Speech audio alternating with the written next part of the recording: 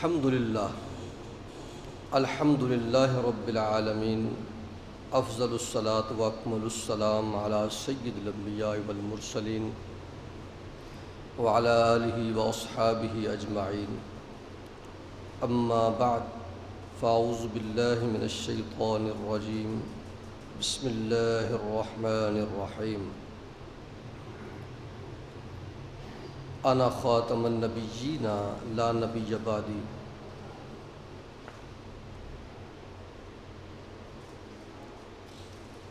ما كان محمد ابا احد من رجالكم ولكن رسول الله وخاتم النبیین، صدق اللہ العظیم۔ درود پاک بآواز بلند، الصلاۃ والسلام علیک یا رسول اللہ وعلی آلک واصحابک یا حبیب اللہ۔ برادران اسلام، ذوی احتشام، معزز و مکرم حاضرین و سامعین اکرام، السلام علیکم۔ آج کے خطبہ جمعۃ المبارک کا موضوع ہے ختم نبوت۔ اسی سلسلے میں مشہور آیہ مبارکہ تلاوت کرنے کا شرف حاصل کیا گیا ہے کہ حضور صلی اللہ علیہ وآلہ وسلم کی ختم نبوت اس آیت مبارکہ کے اندر بیان کی گئی ہے۔ فرمایا کہ ما کان محمد صلی اللہ علیہ وسلم ابا احد من رجالکم ولکن رسول اللہ وخاتم النبیین۔ یہ حضرت محمد صلی اللہ علیہ وآلہ وسلم مردوں میں سے کسی کے باپ نہیں ہیں اور یہ خاتم النبیین ہے۔ اس لفظ خاتم کا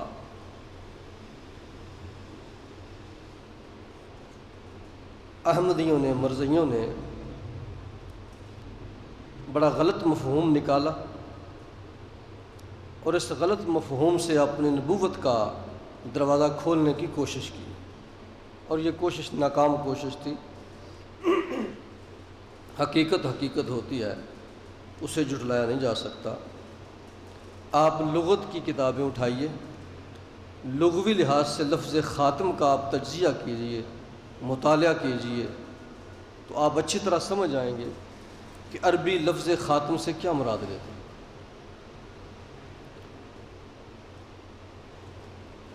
لیکن احمدیوں نے، مرزیوں نے اس لفظ سے انتہائی غلط مفہوم نکالنے کی کوشش کی۔ آپ یہ آیت نکالیے اور اس آیت کا سیاق و سباق دیکھیے۔ سیاق و سباق سے مراد ہے اس آیت کی پچھلی آیتیں، اس آیت سے اگلی آیتیں ساری دیکھیے، تو آپ اچھی طرح سمجھ جائیں گے، خود ہی سمجھ جائیں گے کہ لفظ خاتم کا اور خاتم النبیین کا مفہوم کیا ہے۔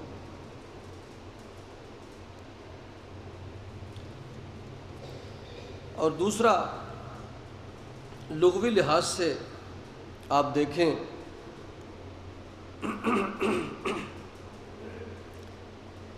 خاتم الاناء عربی کہتے ہیں کہ کسی برتن کا منہ بند کر دیا۔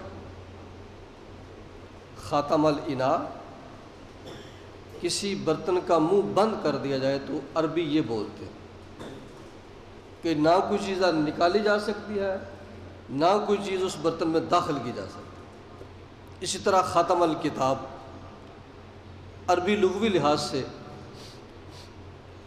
خاتم الکتاب اس وقت بولتے ہیں جب کوئی خط بند کر کے اس کے اوپر مہر لگ جائے، تو اب اس میں نہ کوئی نئی، اس خط میں نہ کوئی نئی چیز لکھی جا سکتی ہے، نہ کوئی اس میں سے نکالی جا سکتی ہے، یعنی خط مکمل ہو گیا۔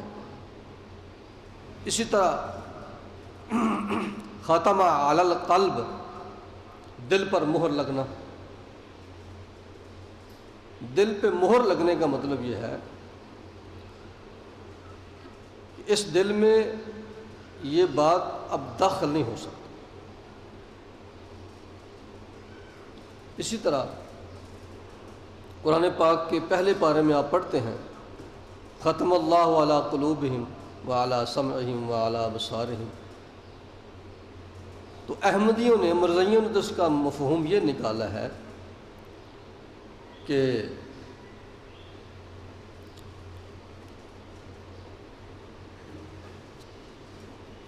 خاتم کا معنی ہے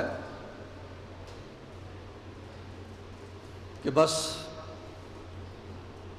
اور بھی اس میں نبی آ سکتے ہیں۔ خاتم النبیین کا مطلب انہوں نے نکالا ہے فضیلت والے، کہ نبی اکرم صلی اللہ علیہ وسلم فضیلت والے ہیں، فضیلت کے لحاظ سے خاتم ہیں، ویسے نبوت کے لحاظ سے خاتم نہیں۔ انہوں نے اس میں سے یہ مفہوم نکالنے کی کوشش کی، لیکن آپ دیکھ لیں ختم اللہ علی قلوبہم کا کیا مطلب ہے؟ ان کے دلوں پہ مہر لگ گئی ہے، اب اس دل کے اندر اور بات شامل نہیں ہو سکتی، دل اس میں داخل نہیں ہو سکتی، جیسا کہ ختم علی القلب، دل پہ مہر لگا دی کہ اب اس بندے کو یہ بات سمجھ نہیں آ سکتی، مہر لگ گئی۔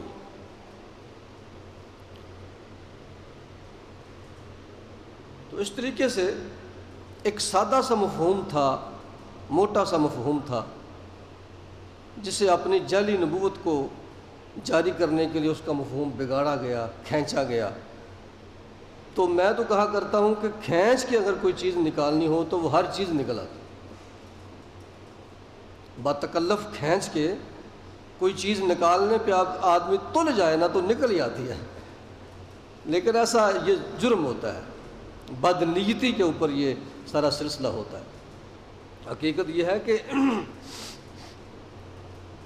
جب آدمی چوری پہ تل جائے چوری پہ، تو پھر چھوٹے موٹے تالے شالے یہ کوئی حقیقت نہیں رکھتے، یہ تالے شریف آدمیوں کے لیے ہوتے ہیں، لاک شریف آدمی کے لیے ہوتا ہے، یہ دروازے شریف آدمی کے لیے، اور جو تل گیا ڈاکے پہ چوری پہ، اس کے لیے یہ شیشے، یہ تالے، یہ دروازے، یہ کوئی حیثیت نہیں۔ یہی مرزا صاحب نے کیا، جب وہ تل گئے کہ میں نے نبوت چوری کرنی ہے، جھوٹا نبی ہونا ہی ہونا ہے، تو پھر یہ آیتیں، حدیثیں، یہ چیزیں، یہ اجماع، یہ صحابہ کا سلسلہ، یہ ان کے لیے کوئی حیثیت نہیں ہے۔ پھر کوئی نہ کوئی کھینچ کے وہ ادھر ادھر کر کے کوئی نہ کوئی چیزیں مل جاتی ہیں۔ جھوٹے آدمی کے پاس بھی کوئی نہ کوئی دلیل تو ہوتی، جھوٹی ہی کیوں نہ ہو، دلیل تو ہوتی۔ تو اس طریقے سے ختم الشیء، کسی چیز کو ختم کرنے کا مطلب ہے اس کے آخر تک پہنچ جائے، کوئی چیز آخر تک پہنچ جائے تو وہ کہتے ہیں ختم الشیء، شے مکمل ہو، کوئی چیز مکمل ہو۔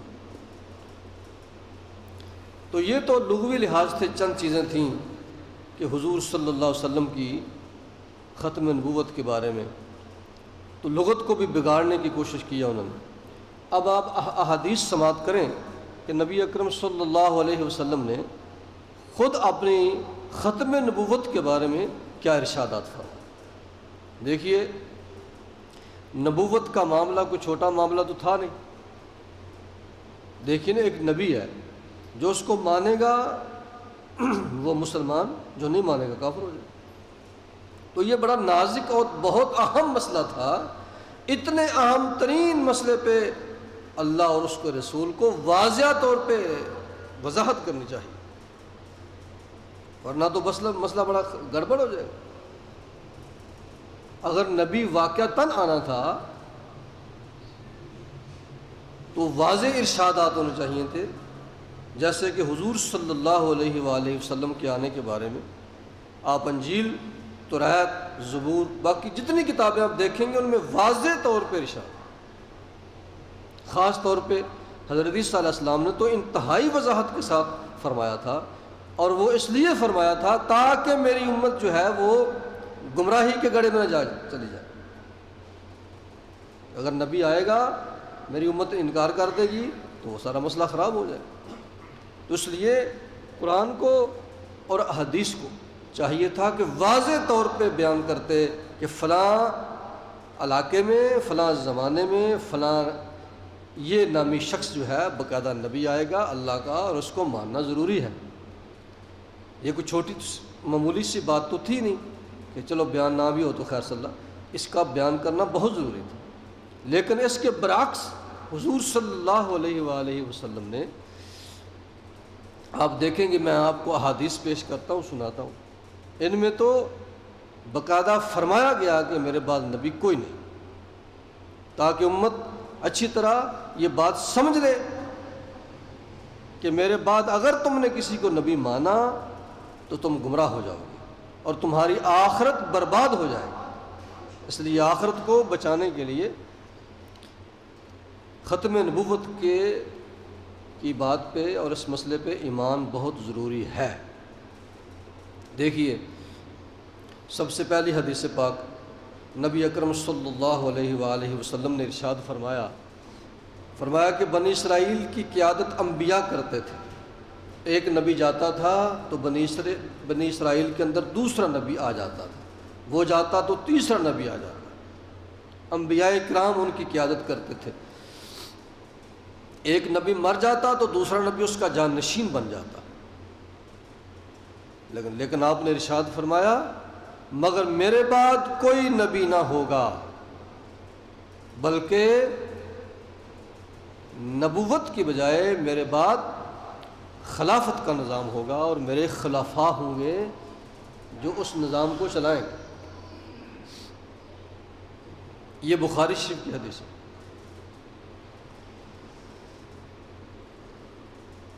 یعنی واضح کہ بنی اسرائیل کے نظام کو چلانے کے لیے انبیاء کا سلسلہ تھا، ایک نبی جاتا دوسرا آتا، لیکن میرے بعد نبی نہیں ہوگا، میرے بعد میرے خلیفے ہوں۔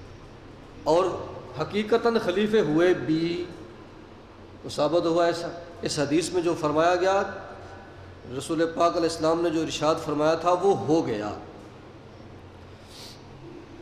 اسی طرح یہ بھی بخاری شریف کی حدیث پاک ہے کہ نبی اکرم صلی اللہ علیہ وآلہ وسلم نے ارشاد فرمایا میری اور مجھ سے پہلے گزرے ہوئے انبیاء کی مثال ایسی ہے جیسے ایک شخص نے ایک عمارت بنائی، بلڈنگ بنائی، کھڑی کی، اور اس کو خوب حسین و جمیل بنایا اور مکمل کیا، مگر ایک کونے میں ایک اینٹ کی جگہ چھوڑ دی۔ ساری بلڈنگ مکمل کرنے کے بعد، اس کی تکمیل کے بعد ایک اینٹ کی جگہ جو تھی وہ خالی چھوڑی۔ تو لوگ آتے گئے اور اسے دیکھتے گئے، اس کی بڑی تعریف کرتے گئے، بڑی خوبصورت بلڈنگ ہے، کمال کی عمارت ہے، لیکن حیرت سے وہ کہتے تھے کہ عمارت تو بڑی خوبصورت ہے لیکن یہ ایک اینٹ کی جگہ خالی کیوں چھوڑ دی گئی؟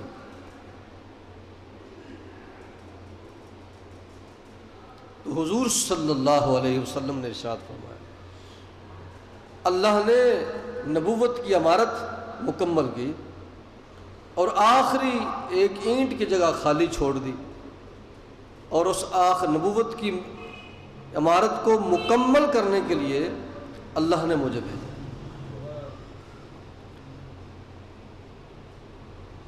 تو آپ نے فرمایا وہ ایک اینٹ جو آخری اینٹ کی جگہ بچ گئی تھی وہ میں ہوں، اور میں خاتم النبیین ہوں، یعنی کہ میرے آنے پر نبوت کی عمارت مکمل ہو جائے، اب کوئی جگہ باقی نہیں بچی،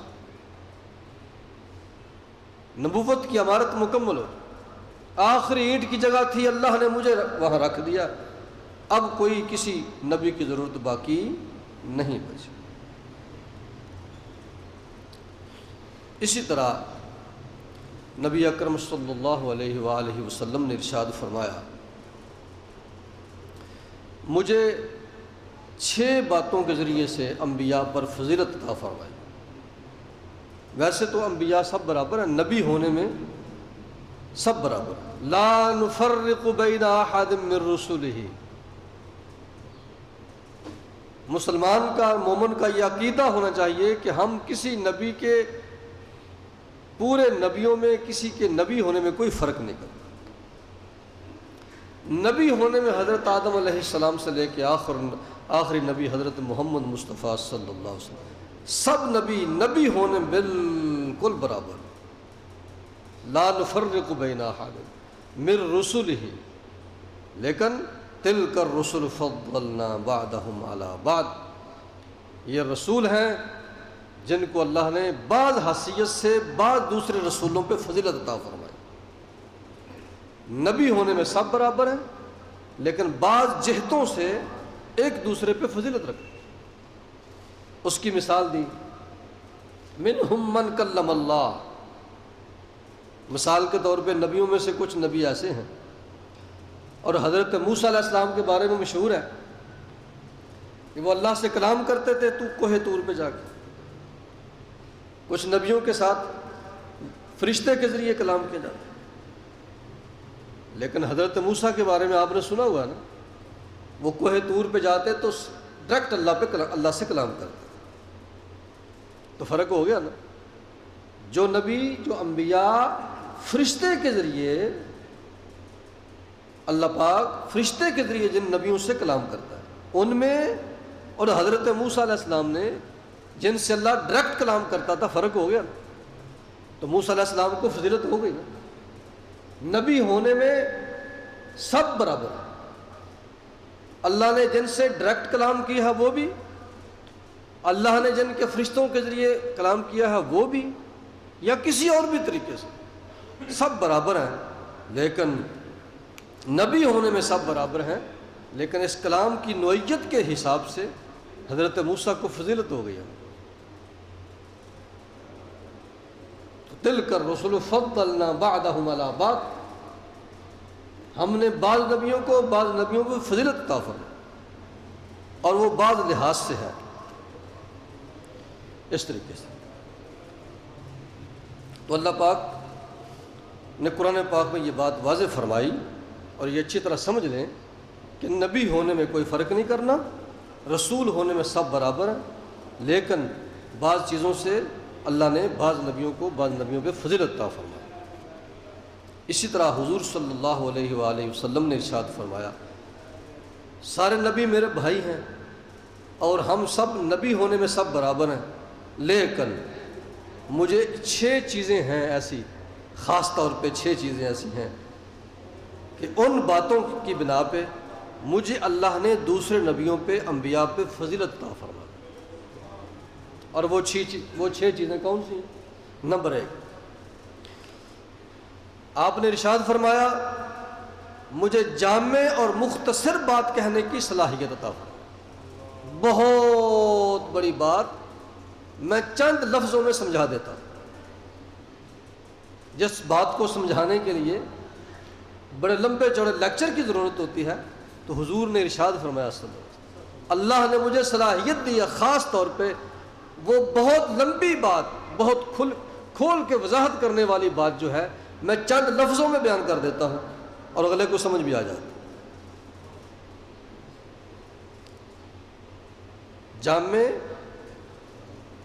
بہت جامع بات کو مختصر انداز میں بیان کرنے کی اللہ نے مجھے صلاحیت عطا فرمائی۔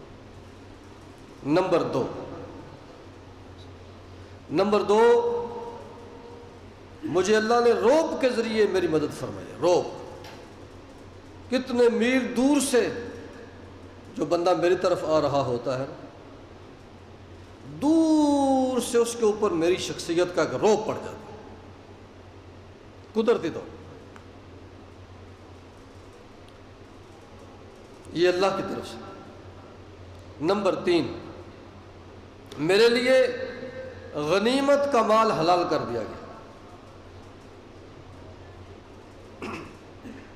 مال غنیمت ایسا مال جو جنگ میں فوجیوں کے ہاتھ آتا ہے، مخالف فوج کا جو سامان وغیرہ، جو بھی چیزیں مسلمان فوجیوں کے ہاتھ میں آتی ہیں، اس سارے کے سارے مال کو مال غنیمت کہتے ہیں۔ اسے حلال کر دیا گیا۔ نمبر 4، نبی آخر الزمان صلی اللہ علیہ وآلہ وسلم نے ارشاد فرمایا، میرے لیے پوری کی پوری زمین کو اللہ نے مسجد قرار دے دی۔ میرا امتی زمین کے جس حصے میں چاہے وضو کرے اور نماز ادا کرے، پوری زمین۔ یہ پنکھے بند کر، پنکھے آہستہ کر دیں یا بند کر دیں، شور ہو گیا۔ پنکھوں کا شور ہو گیا۔ تو میرے لیے اللہ نے پوری زمین، پوری کی پوری زمین کو اللہ نے مسجد قرار دے دیا۔ ویسے یہ خاص مقام ہے نا مسجد، اجتماع کے لیے یہ مسجد بنائی گئی ہے۔ مسجد کا لغوی معنی ہے سجدے کی جگہ، تو لغوی لحاظ سے اللہ نے نبی اکرم صلی اللہ علیہ وسلم کے لیے پوری زمین کو سجدے کی جگہ قرار دی۔ مسلمان زمین کے جس خطے میں چاہے، جس حصے میں چاہے، جس جگہ پہ چاہے سجدہ کر سکے۔ تو اس کا مطلب یہ ہے کہ پرانی امتوں میں ایسا نہیں تھا، ان کے لیے جگہ مخصوص تھیں، وہ وہاں ہی سجدہ کر سکتے تھے، نماز پڑھ سکتے تھے، اس جگہ کے علاوہ نہیں کر سکتے۔ تو یہ فضیلت ہو گئی، باقی نبیوں پہ یہ فضیلت ہو گئی۔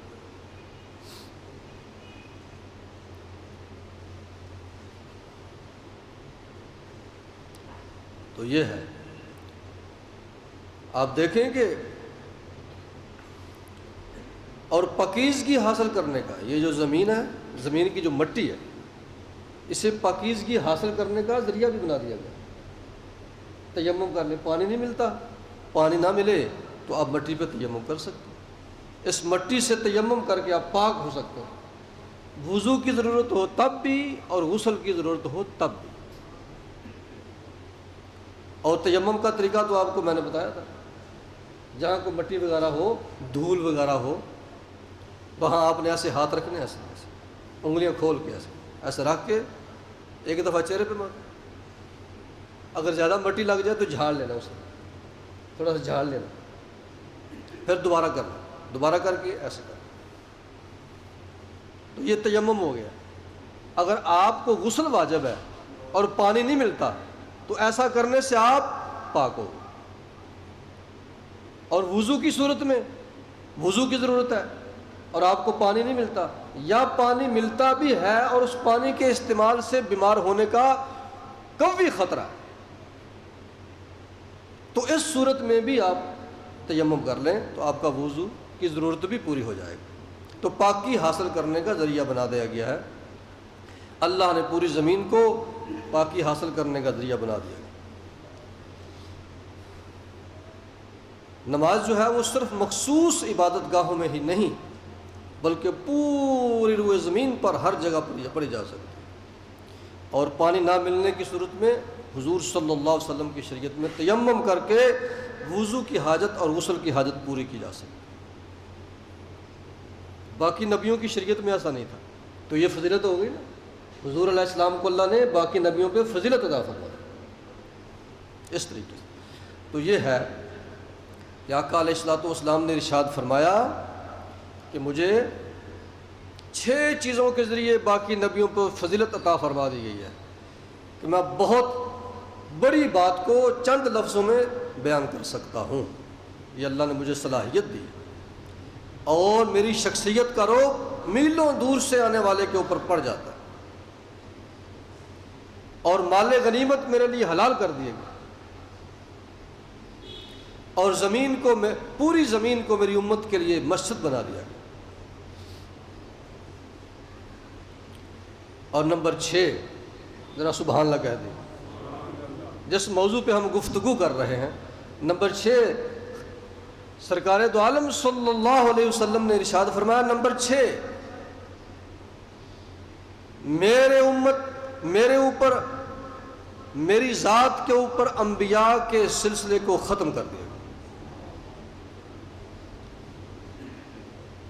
تو ختم نبوت کے ذریعے سے مجھے اللہ نے باقی نبیوں پہ فضیلت عطا فرمائی۔ باقی ہر نبی کے بعد ایک نبی آ جاتا تھا، اس کے بعد دوسرا آتا، اس کے بعد تیسرا آتا تھا۔ تو مجھے اس بات سے اللہ نے باقی نبیوں پہ فضیلت عطا فرما دی ہے کہ اب میرے بعد کوئی نبی نہیں آئے گا، اب قیامت تک صرف اور صرف میری نبوت کا ڈھنکا چلے گا۔ اب قیامت تک کسی اور نبی کے آنے کی ضرورت نہیں ہے۔ قیامت میں اور میرے درمیان کوئی نبوت نہیں،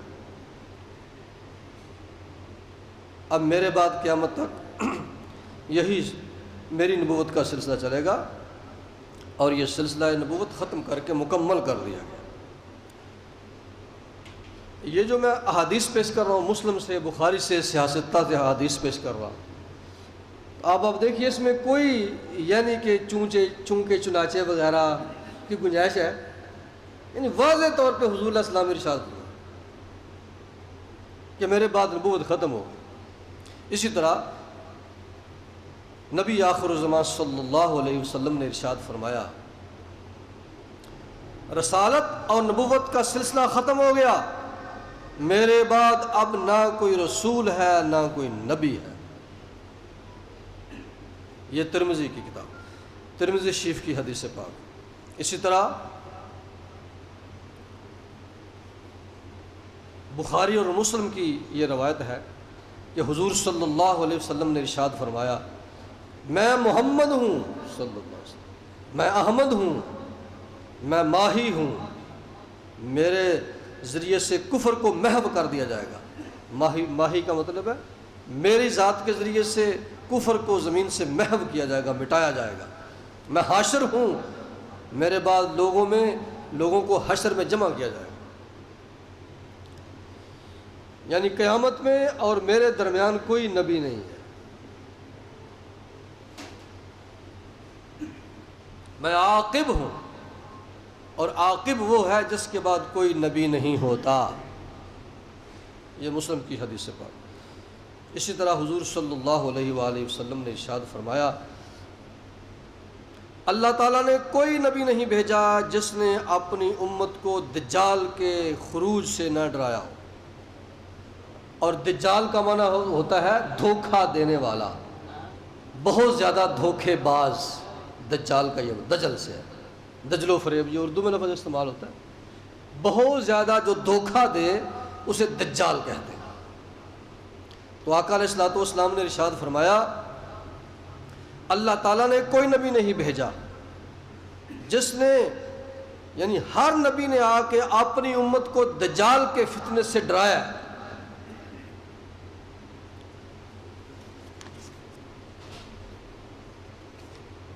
میں آخری نبی ہوں، تم آخری امت ہو، اور دجال آئے گا، دھوکے باز آئے گا۔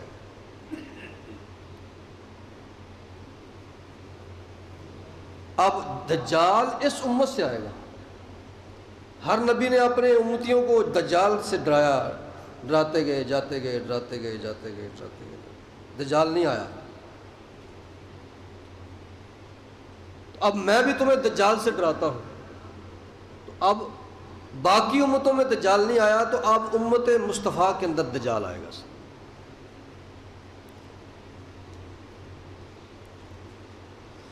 حضرت عبد الرحمن بن جبیر کہتے ہیں کہ میں نے عبداللہ بن عمر بن عاص کو یہ کہتے ہوئے سنا کہ ایک دن رسول پاک صلی اللہ علیہ وسلم اپنے مکان سے نکل کر ہمارے درمیان تشریف لائے، اس انداز سے تشریف لائے کہ گویا آپ ہم میں سے رخصت ہو رہے ہیں، یعنی کوئی آخری بات کرنا چاہتے، دنیا سے تشریف لے جا رہے ہیں، اس انداز سے تشریف لائے۔ آپ نے آتے ہی 3 دفعہ فرمایا میں محمد نبی امی ہوں، میں محمد نبی امی ہوں، پھر فرمایا اور میرے بعد کوئی نبی نہیں آئے گا، واضح طور۔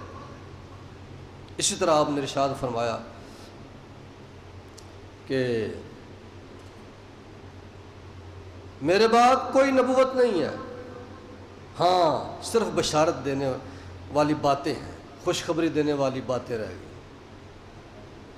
نبی سے اللہ کلام کرتا ہے، فرشتے کے ذریعے اور بغیر فرشتے کے۔ اب یہ سلسلہ قیامت تک ختم، اللہ نہ فرشتے کے ذریعے کسی سے بات کرے گا کسی انسان سے، نہ بغیر فرشتے کے کرے گا۔ ہاں ایک چیز ہے اور وہ ہے بشارت دینے والی باتیں۔ عرض کیا گیا کہ وہ بشارت دینے والی باتیں کون سی باتیں؟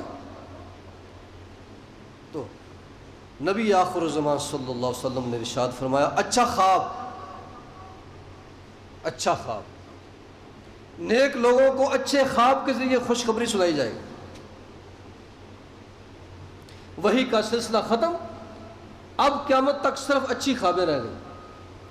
اللہ اگر کسی شخص کی رہنمائی فرمانا چاہے گا تو اچھی خواب کے ذریعے۔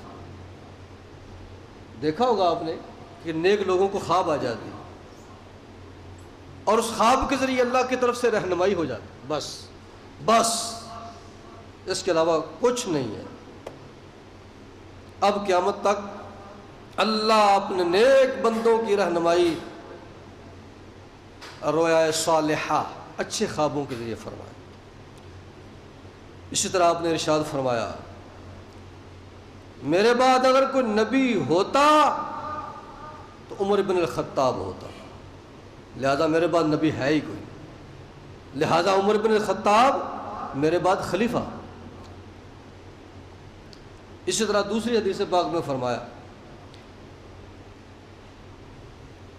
اے علی میرے ساتھ تمہاری نسبت وہی ہے جو موسیٰ کے ساتھ ہارون کو تھی، لیکن میرے بعد کوئی نبی نہیں ہے۔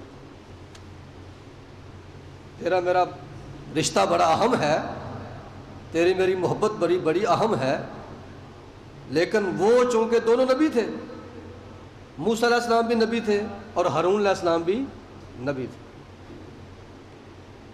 ان دونوں کی طرح ہماری آپس میں نبی کی اور علی کی محبت تو ہے، تعلق بھی بڑا گہرا ہے، لیکن وہ دونوں نبی تھے اور میں نبی ہوں اور تم نبی نہیں۔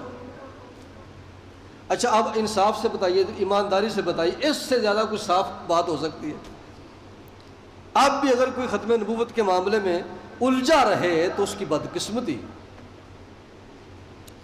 اس طرح دیکھیے حضرت صوبان روایت کرتے ہیں کہ رسول اللہ صلی اللہ علیہ وسلم نے ارشاد فرمایا، آپ نے فرمایا میری امت میں 30 کذاب ہوں میں۔ کذاب کہتے ہیں بہت جھوٹ بولنے والا، دجال بہت دھوکہ دینے والا، کذاب بہت جھوٹ بولنے والا، ٹکا کے جھوٹ بولنے والا۔ تو آپ نے فرمایا میری امت میں 30 کذاب ہوں گے، جن میں سے ہر ایک کذاب نبی ہونے کا اعلان کرے گا، ہوگا جھوٹا اور کہے گا میں نبی ہوں، حالانکہ میں خاتم النبیین ہوں اور میرے بعد کوئی نبی نہیں۔ یہ ابو داؤد شریف کی حدیث ہے، یعنی یہ جو میں احادیث پیش کر، یہ احادیث کی معتبر ترین کتابیں اور ثقہ ترین روایات۔ اسی طرح بخاری شریف کے اندر یہ حدیث پاک ہے کہ رسول اللہ صلی اللہ علیہ وسلم نے ارشاد فرمایا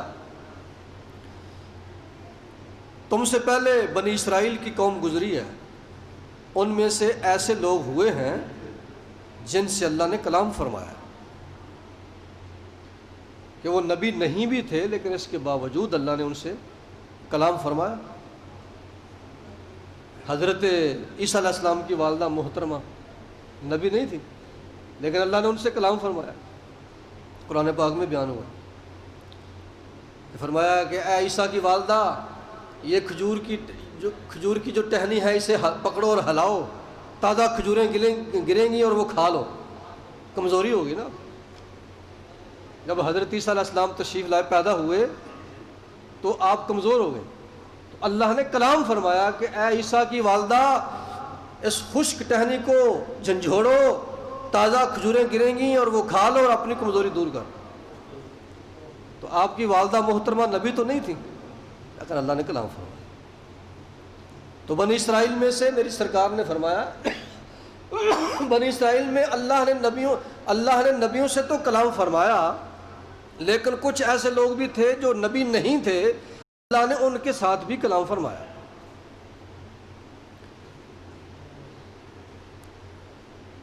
لیکن میری امت میں اگر کوئی ہوا جس سے اللہ نے کلام کیا اور وہ نبی نہ ہوا، ذرا سبحان اللہ کہہ دیجیے۔ اللہ نے بنی اسرائیل کے اندر نبیوں سے بھی کلام فرمایا، اور کچھ مخصوص خاص لوگ تھے جو نبی نہیں تھے، لیکن اس کے باوجود اللہ نے ان سے بھی کلام فرمایا۔ لیکن میری امت میں میں تو نبی ہوں نا، مجھ سے اللہ کلام فرما رہا ہے، لیکن میری امت میں اگر غیر نبی سے جو نبی نہ ہوا اس سے اگر اللہ نے کلام فرمایا تو وہ صرف عمر فاروق ہوگا، اس کے علاوہ کوئی نہیں، صرف عمر فاروق ہوگا، عمر بن الخطاب ہوں گے غیر نبی جن سے اللہ کلام فرمایا۔ اللہ اکبر۔ برادران اسلام، آپ نے سنا ہوگا کہ حضور صلی اللہ علیہ وسلم کے زمانے میں آپ کی زندگی کے اندر ہی ایک مسلمہ کذاب نامی بندہ تھا، اس نے نبی ہونے کا اعلان کر دیا۔ کذاب کہتے ہیں بہت جھوٹ بولنے، مسلمہ اس کا نام تھا۔ تو مسلمہ کذاب نے حضور علیہ السلام کی زندگی میں ہی نبی ہونے کا دعویٰ کر دیا تھا، اور اس نے جو وہ اذان دلواتا تھا نا، اذان، اس اذان کے اندر پہلے اشہد ان محمد رسول اللہ تھا، اور اس کے بعد اشہد ان نعوذ باللہ مسلمہ رسول اللہ، یعنی نبی پاک کو بھی رسول اللہ مانتا تھا اور کہتا تھا وہ بھی رسول ہے اور میں بھی رسول ہوں، ساتھ ساتھ ہم دونوں رسول ہیں۔ اور اس نے ایک خط لکھا رسول پاک علیہ السلام کی طرف، اس نے خط لکھا مسلمہ استغفر اللہ رسول اللہ کی طرف سے محمد رسول اللہ کی طرف یہ خط جا رہا۔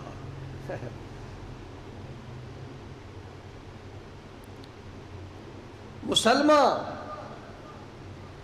اس کی جو اللہ کا رسول ہے اس کی طرف سے، محمد جو اللہ کے رسول ہیں ان کے اوپر سلام ہو، یعنی میں بھی نبی ہوں اور تم بھی نبی ہو، دونوں مل کے نبوت چلاتے ہیں۔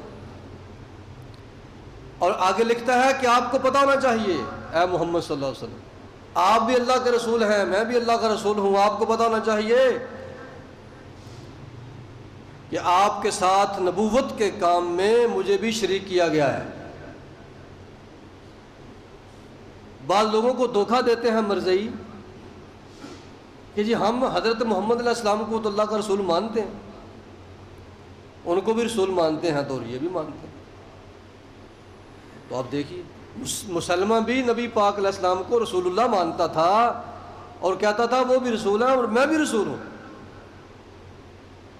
لیکن اس کے باوجود آپ دیکھیں مسلمہ کو اپنی زندگی میں رسول اللہ صلی اللہ علیہ وسلم نے جھوٹا قرار دیا تھا اپنی زندگی میں، اور آپ پردہ فرما گئے تو بعد میں خلیفہ بن گئے حضرت ابو بکر صدیق رضی اللہ عنہ۔ حضرت ابو بکر صدیق نے پورا لشکر تیار فرمایا، اور لشکر تیار فرمایا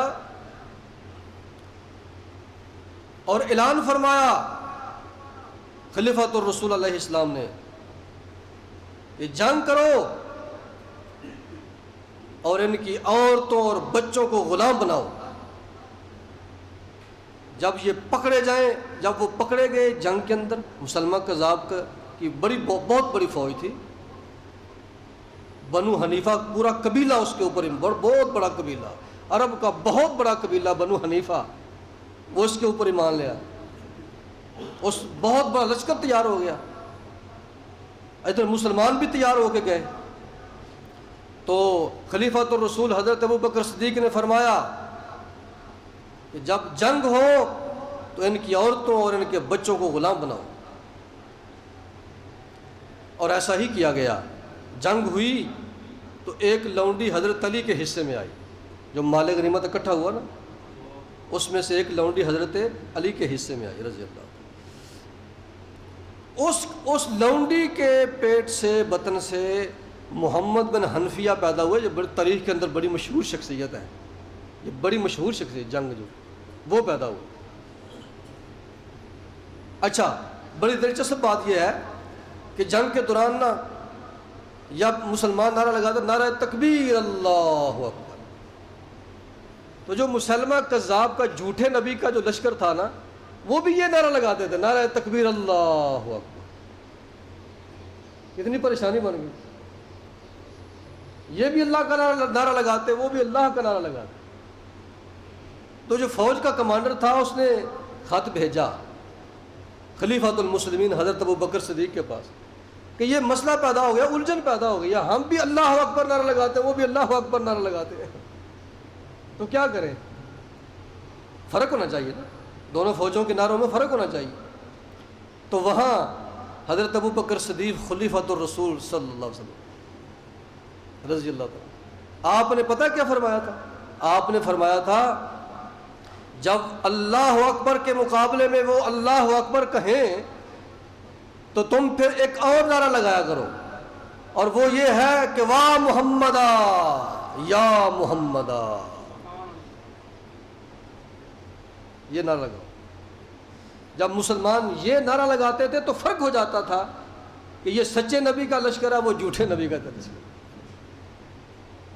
تو جنگ تو مسلمان جیت گئے اور مسلمان کذاب کو قتل کر دیا گیا اور یہ فتنہ ختم کر دیا گیا۔ تو ثابت ہوا کہ ختم نبوت کے اوپر اب قیامت تک سچا نبی تو آ نہیں سکتا، جو بھی آئے گا وہ جھوٹا ہی آئے گا، اور یہ واجب القتل ہوگا۔ یہ حضرت ابو بکر صدیق اور لاکھوں صحابہ نے مل کے اجماع کر کے یہ ثابت کر دیا کہ قیامت تک اب جو بھی نبوت کا دعویٰ کرے گا وہ واجب القتل بھی ہوگا اور جھوٹا بھی ہوگا۔ پورے صحابہ، ایک صحابی بھی آپ کسی حدیث کی کتاب سے اور تاریخی کتاب سے ثابت نہیں کر سکتے کہ کسی ایک صحابی نے کہا ہو کہ نہیں جی وہ رسول اللہ علیہ السلام کو بھی نبی مانتا ہے تو اس کے ساتھ جنگ نہیں کرنی چاہیے۔ نہ، سب صحابہ تیار ہوئے اور بہت بڑا لشکر لے کے لاکھوں سے پورے کے پورے صحابہ متفق تھے اس جھوٹے نبی کا قتل جو ہے وہ واجب ہو چکا ہے، اور اس فتنے کو صاف کرنا اور ختم کرنا امت کے اوپر ضروری ہو چکا ہے۔ دعا ہے اللہ رب العزت امت کو ہمیشہ ان جھوٹوں کے جھوٹ سے محفوظ رکھے۔ وما علینا الا البلاغ۔